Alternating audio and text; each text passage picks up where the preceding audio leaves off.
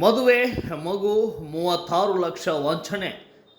ವಿಚ್ಛೇದಿತ ಮಹಿಳೆಗೆ ಬಾಳು ಕೊಡುತ್ತೇನೆ ಎಂದು ನಂಬಿಸಿ ಮದುವೆಯಾಗಿ ಮಗು ಹುಟ್ಟಿದ ಬಳಿಕ ನಗದು ಹಾಗೂ ಚಿನ್ನಾಭರಣ ಸೇರಿ ಬರೋಬ್ಬರಿ ಅಂದಾಜು 36 ಲಕ್ಷ ರೂಪಾಯಿ ಪಡೆದು ಪರಾರಿಯಾಗಿರುವ ಗಂಭೀರ ಪ್ರಕರಣವೊಂದು ಬೆಂಗಳೂರಿನ ಬನಶಂಕರಿಯಲ್ಲಿ ಬೆಳಕಿಗೆ ಬಂದಿದೆ. ಇದೀಗ ಆರೋಪಿ ಮತ್ತೊಂದು ಮದುವೆಗೆ ಸಜ್ಜಾಗಿದ್ದಾನೆ ಎಂಬ ಆರೋಪ ಕೂಡ ಕೇಳಿ ಬರ್ತಾ ಇದ್ದು, ಬನಶಂಕರಿಯ ನಿವಾಸಿ ಮೋಹನ್ ರಾಜ್ ವಿರುದ್ಧ ಮಹಿಳೆ ಗಂಭೀರ ಆರೋಪಗಳೊಂದಿಗೆ ದೂರು ದಾಖಲಿಸಿದ್ದು ಬನಶಂಕರಿ ಪೊಲೀಸ್ ಠಾಣೆಯಲ್ಲಿ ಎಫ್ಐಆರ್ ರಿಜಿಸ್ಟರ್ ಆಗಿದೆ.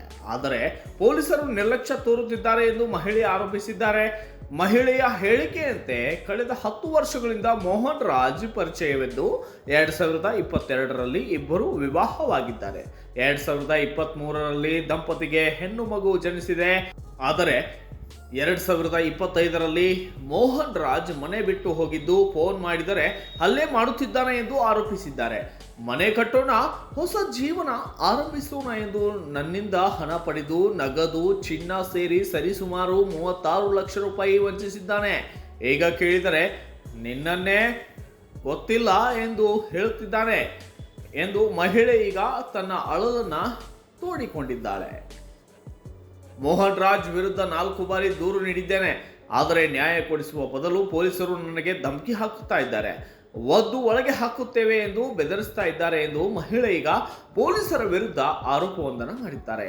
ಇದಲ್ಲದೆ ತನ್ನ ಮೊದಲ ಮದುವೆ ಮುರಿದು ಬೀಳಲು ಕೂಡ ಮೋಹನ್ ರಾಜ್ ಕಾರಣ ಎಂದು ಮಹಿಳೆ ದೂರಿದ್ದು, ಮೊದಲ ಪತಿಗೆ ತನ್ನ ವಿರುದ್ಧ ಇಲ್ಲೋ ಸಲ್ಲದ ಆರೋಪಗಳನ್ನ ಮಾಡಿ ಅಕ್ರಮ ಸಂಬಂಧವಿದೆ ಎಂದು ನಂಬಿಸಿ ಡಿವೋರ್ಸ್ಗೆ ಕಾರಣನಾಗಿದ್ದಾನೆ ಎಂದು ತಿಳಿಸಿದ್ದಾರೆ. ಮೋಹನ್ ರಾಜ್ಗೆ ಬೇರೆ ಹಲವು ಯುವತಿಯರೊಂದಿಗೆ ಸಂಬಂಧವಿದ್ದು ಹಣಕ್ಕಾಗಿ ಮದುವೆಯಾಗಿದ್ದಾನೆ. ಇತರ ಯುವತಿಯರಿಗೆ ಅಸಭ್ಯ ಸಂದೇಶ ಕಳುಹಿಸುತ್ತಾ ಇದ್ದಾನೆ ಎಂಬ ಆರೋಪವೂ ಕೂಡ ಮಹಿಳೆ ಮಾಡಿದ್ದಾರೆ. ಈ ಪ್ರಕರಣ ಇದೀಗ ನಗರದಲ್ಲಿ ತೀವ್ರ ಚರ್ಚೆಗೆ ಕಾರಣವಾಗಿದ್ದು, ಮಹಿಳೆ ತನಗೆ ಮತ್ತು ಮಗುವಿಗೆ ನ್ಯಾಯ ಒದಗಿಸಬೇಕೆಂದು ಮನವಿಯನ್ನ ಮಾಡಿದ್ದಾರೆ. Bureau report, Kannada Janashree news, Bengaluru.